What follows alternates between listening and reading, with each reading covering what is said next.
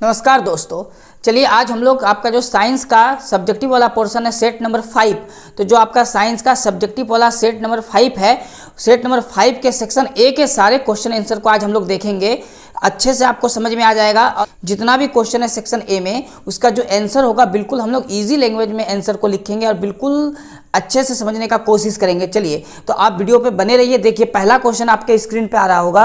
अब पहला क्वेश्चन लिखा क्या है, इसमें लिखता है एक सेल, एक विद्युत बल्ब, एक एमीटर तथा एक प्लग कुंजी मिलाकर एक विद्युत परिपथ का व्याख्या आरेख खींचिए। हम लोग को करना क्या है, एक चित्र बनाना है। तो समझिए इस चित्र को बनाना कैसे है। देखिए एक व्याख्या आरेख बोला, ये क्वेश्चन नंबर आपको पता है कितना है, सेक्शन नंबर ए का पहला क्वेश्चन है। ठीक है, तो सबसे पहले ना आपको एक बल्ब का बनाना है। तो आपको पता होगा कि बल्ब का सिंबल हम लोग कुछ इस तरह से बनाते हैं। ठीक है, आप बल्ब बना लिए।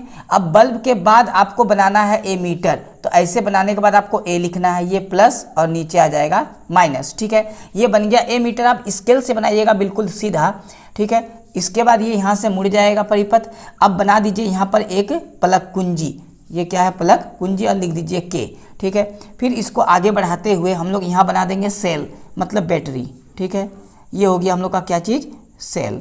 ठीक है, हम लोग एक सेल बना दिए, माइनस और प्लस का सिंबल दे दिए। ठीक है, अब इसको थोड़ा हम लोग लंबा कर लेते हैं। इसके बाद आपको सीधा इसको खींच देना है और आपको ये जो है ना आई से रिप्रेजेंट करना है। करंट इधर जा रहा। ठीक है, ये करंट को रिप्रेजेंट कर रहा कि करंट जा किधर रहा। ठीक है, तो बस आपको ये स्केल से जब आप बनाइएगा तो बिल्कुल आपका सीधा बनेगा। ठीक है, बस इतना ही आपको करने क्वेश्चन नंबर 1 में बोला गया था। क्लियर है यहाँ तक? यहाँ तक बस 1 नंबर जो आपका क्वेश्चन था, 1 नंबर क्वेश्चन में बिल्कुल इतना ही परिपथ आपको बना के छोड़ना है। तो इसमें क्या क्या है आपको पता होना चाहिए। देखिए ये बल्ब है। ठीक है, देखिए बल्ब जो होता है ना, बल्ब हम लोग को बल्ब का जो सिंबल होता है कुछ इस टाइप से ही होता है। तो आप इस टाइप से सिंबल को बना लीजिएगा बल्ब का। ठीक है, ये हम लोग का हो गया सेक्शन ए का क्वेश्चन नंबर फर्स्ट। तो एक बल्ब बोला था क्वेश्चन में, एक एमीटर बोला था, ये एमीटर का सिंबल है। एक प्लग कुंजी का बात बोला था, ये विद्युत सेल है, ये सेल का सिंबल है। और ये करंट आई मतलब क्या होता है, करंट विद्युत को, विद्युत धारा को रिप्रेजेंट कर रहा है। बस इतना बनाइएगा, आपका क्वेश्चन नंबर 1 कंप्लीट हो जाएगा। ठीक है, इतना सिंपल। देखिए क्वेश्चन नंबर 2 को अब हम लोग लिखते हैं और उसको समझने का कोशिश करते हैं उसका आंसर क्या होगा। देखिए क्वेश्चन नंबर 2 में क्या लिखा है कि प्रकाश प्रवर्तन के नियम लिखे। ठीक है, अब देखिए प्रकाश प्रवर्तन का नियम क्या होता है, पहले एक बार हम लोग समझते हैं। होता क्या है ना, आपको लिखना है, ये आंसर है 2 नंबर का, ये क्या है आंसर है। ठीक है, ये 2 नंबर का हो गया आंसर। तो आंसर में लिखना है आपको प्रकाश प्रवर्तन के नियम निम्नलिखित हैं। आपको ये लिखना होगा प्रकाश प्रवर्तन के नियम निम्नलिखित है। अब प्रकाश प्रवर्तन के देखिए 2 नियम होते हैं। क्या क्या होते हैं, आपतन कोण प्रवर्तन कोण के बराबर होता है, ये तो हो गया पहला नियम। दूसरा नियम आपको लिखना है आपतित किरण दर्पण के आपतन बिंदु पर अभिलंब तथा परावर्तित किरण, ये परावर्तित क्या है किरण है, ये सभी एक ही तल में होते हैं। तो इसको समझते हैं, आपको आंसर इतना ही लिखना है। तो देखिए क्या बोला है इसमें, बोलता है आपतन कोण, मान लेते हैं हम लोग कि ये एक दर्पण है। ठीक है, ये एक पृष्ठ है, मान लेते हैं ये क्या है, एक प्लेन पृष्ठ है। ठीक है, अब इसमें लिखा हुआ आपतन कोण, यानी मान लेते हैं इधर से एक किरण आ रहा है सीधा। ठीक है, और ये अगर मान लिया जाए अपारदर्शी है तो किरण यहाँ से टकरा के वापस जाएगा। ठीक है, अगर किरण यहाँ से टकरा के वापस जाएगा तो इसमें बोला गया है आपतन कोण, माने आता हुआ ये कोण को बोलते हैं आपतन कोण, मतलब ये वाला कोण। ठीक है, अब आ रहा है इधर से तो आपतन कोण का सिंबल दे दिए आपतन रेखा का। परावर्तन कोण मतलब ये वाला कोण परावर्तन कोण कहलाता है। ठीक है, मतलब टकरा किधर चला गया, ये हो गया आपतन कोण, ये हो गया परावर्तन कोण के बराबर होता है। यानी ये वाला जो कोण होगा इस कोण के क्या होगा, बिल्कुल बराबर होगा। ठीक है, अब पॉइंट नंबर 2 में लिखा है आपतित किरण, इसको बोलते हैं आपतित किरण, ये जो आ रहा है इसको क्या बोलते हैं आपतित किरण। दर्पण, ये कोमा है, दर्पण के आपतन बिंदु, ये मान लेते हैं एक दर्पण है, ये क्या है दर्पण।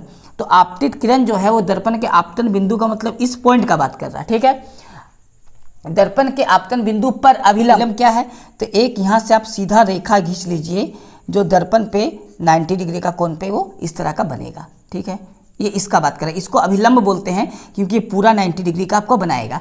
तो लिखा है दर्पण के आपतन बिंदु पर, ये आपतन बिंदु था, अभिलंब। ठीक है, तथा परावर्तित किरण, इसको बोलते हैं परावर्तित किरण, जो वापस टकरा के जा रहा। ये सभी यानी 3 चीज यहाँ है, एक तो आपतित किरण ये वाला, दर्पण के आपतन बिंदु पर अभिलंब, ये आपतन बिंदु, ये अभिलंब, उसके बाद लिखा परावर्तित किरण, मतलब ये वाला, ये तीनों चीज जो है ये सभी एक ही तल में होती है। एक ही तल मतलब इसी दर्पण पे ये सारा घटना घट रहा, एक ही पॉइंट पे सारा घटना क्या हो रहा, घट रहा। ये चीज को पॉइंट नंबर 2 में बोला गया है। और पॉइंट नंबर ए बोलता है कि आपतित कोण और परावर्तित कोण आपस में बराबर होगा, यानी ये वाला कोण और ये वाला कोण आपस में क्या होगा, बराबर होगा।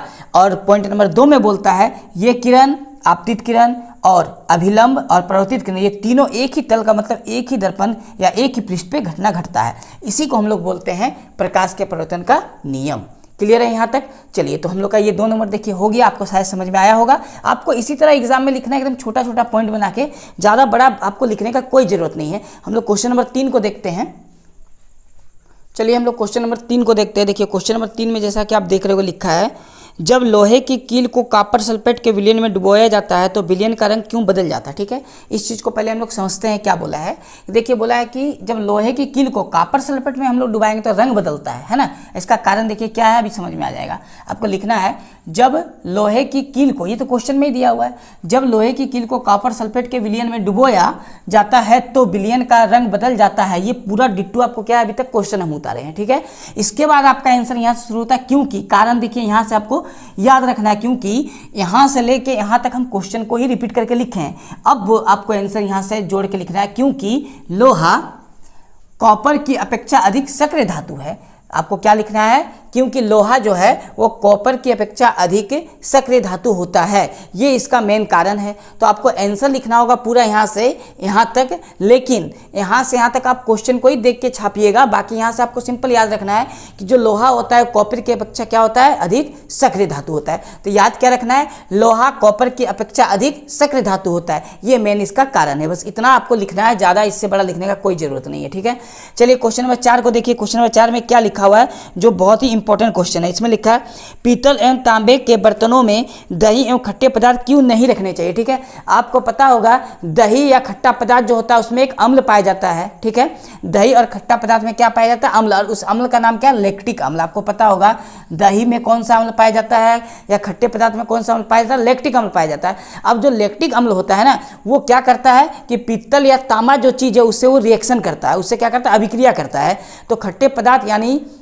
जिसमें लैक्टिक अम्ल पाया जाता है वो पीतल और तांबे के बर्तनों के साथ या किसी भी धातु, कोई भी धातु पीतल का हो या तांबा का हो, उसके साथ वो एक अभिक्रिया करता है। अभिक्रिया करने के बाद वो एक पदार्थ छोड़ता है जो बहुत जहरीला होता है। ठीक है, और अगर मान लिया जाए वो जहरीला पदार्थ छोड़ा और उसका सेवन हम लोग किए तो उससे क्या होगा, हम लोग को हानि पहुंचेगा।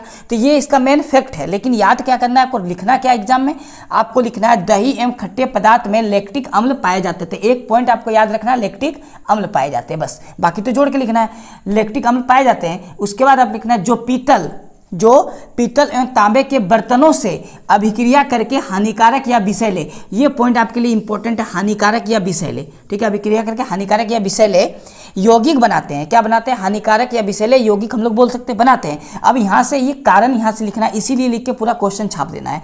इसलिए पीतल एवं तांबे के बर्तनों में दही एवं खट्टे पदार्थ नहीं रखने चाहिए, बस इतना याद रखना है। तो जो पीतल और तांबा होता है उस पर लैक्टिक अम्ल जाएगा तो वो क्या करेगा, अभिक्रिया करेगा। अभिक्रिया करने के बाद वो क्या बनाएगा, एक विषैला पदार्थ बनाएगा, एक हानिकारक पदार्थ बनाएगा। मेन कारण यही है कि हानिकारक पदार्थ बना रहा, एक यौगिक बना रहा, इसीलिए हम लोग को दही जो होता है या खट्टे पदार्थ जो होता है वो हम लोग को पीतल और तांबे के बर्तन में नहीं रखने चाहिए। ठीक है, चलिए तो आप क्वेश्चन को आपके पास होगा, आप आंसर को नोट कर लीजिए। आंसर बहुत ही इजी लैंग्वेज में लिखा गया है जो आपको आसान होगा याद करने में। ठीक है, चलिए इसके बाद हम लोग क्वेश्चन नंबर 5 को देखेंगे। देखिए क्वेश्चन नंबर 5 को हम लोग बनाते हैं। क्वेश्चन नंबर 5 में क्या लिखा हुआ है, क्वेश्चन नंबर 5 में लिखा है परितंत्र में अपमार्जकों की क्या भूमिका है। ठीक है, तो परितंत्र में अपमार्जकों की क्या भूमिका, पहले हम लोग इसको समझ लेते हैं। देखिए परितंत्र में अपमार्जकों की निम्नलिखित भूमिका, ये आंसर होगा। ठीक है, ये हम क्या 5 नंबर का आंसर बता रहे हैं। देखिए आपको पहले हेडिंग देना होगा कि परितंत्र में अपमार्जकों की निम्नलिखित भूमिका है। ठीक है, आप क्वेश्चन को, जो भी क्वेश्चन रहेगा उसका आंसर को जितना अच्छे से आप बना के लिख सकते हैं, तो आपको देना है। इसका पॉइंट वाइज पॉइंट्स आपको लिखवा दिए ताकि याद कर करने में आसानी हो। पहला पॉइंट में आपको लिखना है परितंत्र में अपमार्जक मृत जैव अवशेषों, मृत में क्या होता है मरा हुआ, तो अपमार्जक क्या करता है मृत जैव अवशेषों का अपमार्जन करते हैं। इसके बाद आपको पॉइंट नंबर 2 में लिखा हुआ है ये मृत शरीरों का, मृत मतलब मरा हुआ शरीरों का अपने भोजन के लिए उपयोग करते हैं। अगर जो हम लोग का परितंत्र में जो अपमार्जक है वो करता क्या है कि जो मृत शरीर है, जो जीव जंतु मर गए हैं, कीड़े मकोड़े जो मर गए, उसको अपने भोजन के रूप में ग्रहण कर लेते हैं। इससे क्या होता है कि पर्यावरण स्वच्छ बना रहता है। अगर कोई मर जाता है उसको कोई जीव ग्रहण कर लेगा तो पर्यावरण स्वच्छ बना रहेगा। तो ये तो बहुत इंपॉर्टेंट पॉइंट है कि ये मृत शरीरों का अपने भोजन के लिए उपयोग करते हैं। ठीक है, 2 पॉइंट हो गया। अब देखिए तीसरा पॉइंट भी ठीक है, क्या लिखा है इसमें, वे जटिल कार्बन पदार्थों को सरल पदार्थों में परिवर्तित कर देते हैं। जो बहुत कॉम्प्लिकेटेड या बहुत जटिल पदार्थ होता है कार्बन का, उसको सिंपल टुकड़ों में क्या करते हैं तोड़ देते हैं, मैंने चीज़ों को आसान कर देते हैं। ठीक है, तो आपको ये 3 पॉइंट इस तरह हम लिख दिए ताकि याद करने में आपको आसानी हो। अगर मान लिया जाए ये क्वेश्चन एग्जाम में आता है और आपसे मात्र 2 मार्क्स का रहेगा तो आप इसमें से 2 पॉइंट भी लिख सकते हैं एग्जाम में। आप तीनों पॉइंट याद करके जाइएगा। अगर बाई चांस आप 1 पॉइंट भूल जाते हैं तो 2 पॉइंट से भी काम चल जाएगा, लेकिन दोनों पॉइंट से अच्छा कि आप तीनों पॉइंट को याद कर लीजिए, क्योंकि तीनों पॉइंट आसान है, कोई ज़्यादा हार्ड नहीं। ठीक है, तो देखिए आप ये याद कर लीजिएगा, समझ में आ गया, आप इसे नोट कर लीजिए अच्छे से। अब देखिए क्वेश्चन नंबर 6, क्वेश्चन नंबर 6 में क्या लिखा हुआ है, इसमें लिखता है मनुष्यों में ऑक्सीजन का परिवहन कैसे होता है। ये जो क्वेश्चन लिखा है ना वो लिखा ऑक्सीजन लिखा, वो गलत है, ऑक्सीजन होगा वहाँ। ठीक है, तो मनुष्यों में हम लोग समझते हैं कि मनुष्यों में ऑक्सीजन का परिवहन कैसे होता है। ठीक है, देखिए क्या होता है ना कि हम लोग जब मनुष्य जो है जो भी वो जब सांस लेता है, ऑक्सीजन लेता है, तो किसके द्वारा लेता है, फेफड़ों के द्वारा। तो हम लोग फेफड़ों के द्वारा ऑक्सीजन लिए। ठीक है, अब क्या होता है कि हम लोग के जो ब्लड में एक पदार्थ पाया जाता है जिसको हम लोग हीमोग्लोबिन बोलते हैं, तो फेफड़ों में सांस के द्वारा पहुंची हुई वायु में से, तो फेफड़ों में सांस के द्वारा क्या पहुंचता है, हम लोग सांस लेते हैं तो वायु पहुंचता है, उस वायु में से हीमोग्लोबिन, उस वायु में से हीमोग्लोबिन जो ब्लड में मिला होता है, हीमोग्लोबिन किस में पाया जाता है, हमारे खून में। ठीक है, तो हीमोग्लोबिन क्या करता है, उससे फेफड़ों में जो हम लोग सांस लेते हैं, फेफड़ों में पहुंचता है सांस के द्वारा वायु, उस वायु में से हीमोग्लोबिन ऑक्सीजन को ग्रहण कर लेता है। यानी हमारे फेफड़े में सांस के द्वारा वायु गया, उस वायु को हीमोग्लोबिन क्या करता है, ले लेता है अपने पास। ठीक है, ग्रहण कर लेता है। कौन ग्रहण कर लेता है, खून में मिला हुआ जो हीमोग्लोबिन होता है ऑक्सीजन को ग्रहण कर लेता है। इसके बाद वो शरीर के सभी कोशिकाओं तक पहुँच जाता है। तो अब देखिए क्या होता है कि हम लोग के शरीर में जो ब्लड है, वो ब्लड में हीमोग्लोबिन है, तो ब्लड पूरे शरीर में जाता है। तो हीमोग्लोबिन करता क्या, ऑक्सीजन को ले लेता है। जो हम लोग सांस लेते हैं, सांस फेफड़ों से लेते हैं, फेफड़ों से हीमोग्लोबिन जो ब्लड में मिला हुआ वो सारे उसमें से कुछ वायु को, ऑक्सीजन को ले लेता है। कौन, हीमोग्लोबिन। और हीमोग्लोबिन ब्लड में होता है, ब्लड हम लोग पूरा शरीर में मिल जाता है, तो हम लोग का ऑक्सीजन भी पूरा शरीर में पहुंच जाता है ब्लड के साथ साथ, हीमोग्लोबिन के साथ साथ। यानी परिवहन का काम हीमोग्लोबिन भी कर रहा है एक तरह से, हम लोग के ऑक्सीजन को पहुंचाने में हीमोग्लोबिन का ही बहुत बड़ा भूमिका है। तो बस देखिए इसी को लिखा गया है कि मनुष्यों में ऑक्सीजन का परिवहन फेफड़ों द्वारा किया जाता है। ठीक है, फेफड़ों में सांस के द्वारा पहुंची हुई वायु में से हीमोग्लोबिन, ठीक है, ऑक्सीजन को ग्रहण करके शरीर की सभी कोशिकाओं तक, शरीर के सभी अंगों तक, कोशिकाओं तक पहुंच जाता है, और इस प्रकार ऑक्सीजन शरीर के प्रत्येक अंग तक पहुंचता है। तो इस प्रकार क्या करता है, हमारे प्रत्येक अंग तक, शरीर के सभी अंगों तक ऑक्सीजन पहुंच जाता है। ठीक है, अगर आपको समझ में आ गया है तो आप वीडियो को लाइक करिएगा। ठीक है, चलिए हम लोग देखते हैं इसके बाद क्वेश्चन नंबर 7 को। देखिए क्वेश्चन नंबर जो 7 है, इसमें एक चित्र बनाना है। तो इसमें क्या बोला है चित्र बनाने, इसमें बोला न्यूरॉन का नामांकित चित्र बनाइए। देखिए नामांकित का मतलब होगा न्यूरॉन का, जब आप चित्र बनाइएगा तो साथ में आपको क्या करना है, नाम भी लिखना है उसका। ठीक है, तो आप चित्र बनाइएगा और नाम लिखिएगा। तो देखिए चित्र आपको दिख रहा होगा, ये देखिए चित्र है। ठीक है, तो आप चित्र देख लीजिए, इसका नाम देख लीजिए। ये आपको आपके बुक में ही मिल जाएगा, आपका जो साइंस का किताब है ना उसी में ये चित्र मिल जाएगा। आप किताब से चित्र को बार बार प्रैक्टिस करके और उसका नाम याद करके जाइएगा। ठीक है, तो ये जो आपके सामने चित्र है, इस चित्र को आप बना लीजिएगा अच्छे से, नाम के साथ याद करके जाइएगा, चित्र इंपॉर्टेंट है। ठीक है, तो हम लोग का देखिए जो सेट नंबर 5 था डिस्क्रिप्टिव वाला, ठीक है, तो उसका जो सेक्शन ए था उसमें 7 क्वेश्चन था। हम लोग 7 का 7 क्वेश्चन को डिस्कस कर लिए। और अगर मान लिया जाए आपको वीडियो अच्छा लग रहा है तो आप लाइक करिएगा, आगे हम वीडियो और भी बना के डालते रहेंगे। ठीक है, चलिए तो हम लोग मिलते हैं नेक्स्ट वीडियो में। जय हिंद।